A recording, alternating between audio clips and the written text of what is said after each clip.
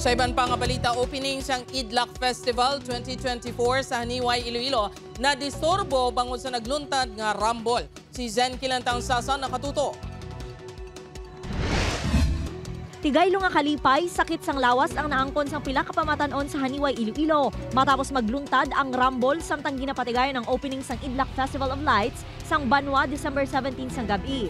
Sa investigasyon sang kapulisan, masobra sa napulo ka menor de edad ang imbulbado sa kinagamo. Matambag lang kuntani si alias Toto sa mga kabataan, apang pati siya ang naulamid kag ginpulihan. Ang minor nga naka-suot itong nga bayo, amo gita ang nasa putihan ni dalabala ma'am, kay ang purpose na malang tani sini, kay matambag lang ni sa rambol nga una, kay kapira na yung hugnak sang rambol mo.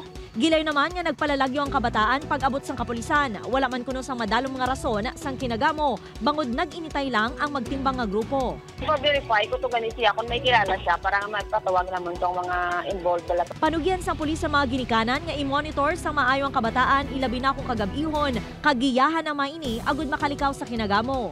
Upod kay Cirilo Randuque, Zen Kilantang Sasa, Western Visayas.